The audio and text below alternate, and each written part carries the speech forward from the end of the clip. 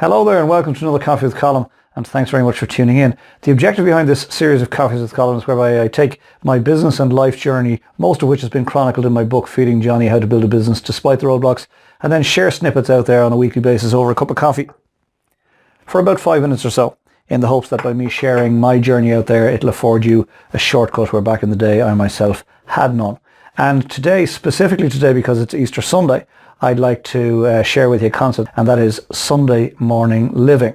So the idea behind Sunday morning living, the premise behind it is, it's a concept I've been thinking about for the last number of years and finally put pen to paper last Easter Sunday in 2016 for the first time. And I asked a couple of questions of myself and the readers out there. And the thinking behind it is that we all go out to work every day. We go out to earn a living and we need time for R&R, for rest and recuperation. And for me, that time of the week is Sunday. It's where the work that I've done during the week to create the lifestyle that I want to create manifests itself in my downtime. And downtime is Sunday morning. And so I tend to reflect every Sunday on the week just gone and sort of preview the week ahead.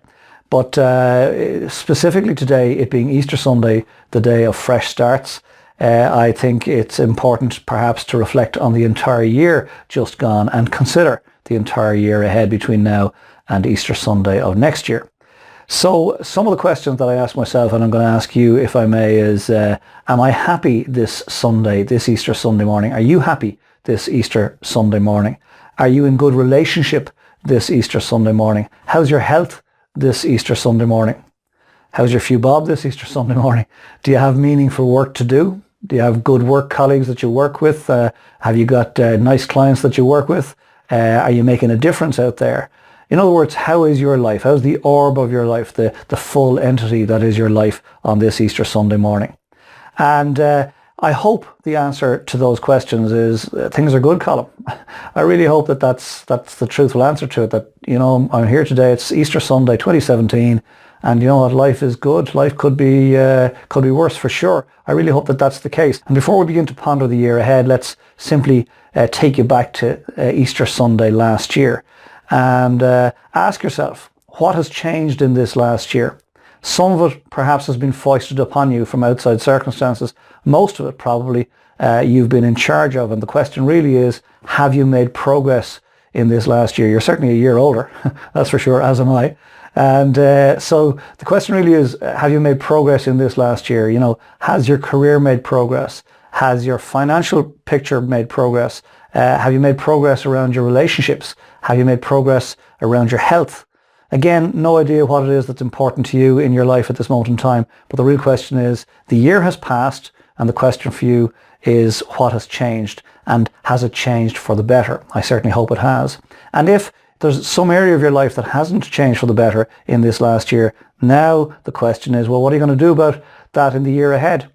I remember reading a snippet from a book, and the author said something very interesting. They said that too many people live their lives like they're reading a novel, waiting to see how it all turns out.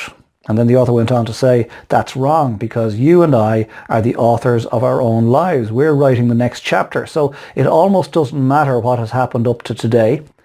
From today on, you and I are writing our own novel of our own lives. So let's not wait to see how it all turns out. Let's start writing the script. Let's start writing the chapter of the life that we really want to create into the future. And let's take steps towards that. So as you begin to ponder life for this next year between now and next Easter Sunday, let me pose a few questions for you. Firstly, make a list mentally, verbally, or ideally in a written form, and make a list of what you're grateful for, what's good in your life at this moment in time, because I imagine once you do this, you'll identify that there's far more in your life that you're grateful for than stuff in your life that you wish was better. That's the first thing. Second thing is, ask yourself, reflect back on the year just gone and ask yourself, what has progressed in the way that you wanted it to, and as importantly, perhaps more importantly, what has not progressed last year in the way you wanted it to. And be truthful with yourself and ask yourself what's moved on positively, what hasn't moved on, and identify that. And then thirdly, ask yourself, well, what are you going to do about that in the year ahead? Because as we said a moment ago, too many people live their lives like they're reading a novel, waiting to see how it all turns out. Well, this next chapter, this next year, you're about to start writing it today. And if you make those lists, what you're grateful for, what you think could be better, and what you're going to do about it, well, then you have an opportunity to write the right chapter for you for this next year. And then I'm going to leave you with 3 things, if I may. And when I'm talking to groups, I typically leave the group thinking about these last 3 things. I recommend they consider believing in 3 things. And the first of those 3 things is God. Now, I'm not here to promote my faith. I happen to be Catholic, happen to be Christian, born in Ireland in 1963. So you know the score. But anyway, it happens to be Easter Sunday. I'm proposing and suggesting that maybe you might consider believing in a higher power. And that higher power is all loving and all giving and all forgiving and all helpful. And if that's the case, well then, why wouldn't you involve and invite that higher power into your life on a regular basis, and not just perhaps on special days? I tend to pray a lot, number one.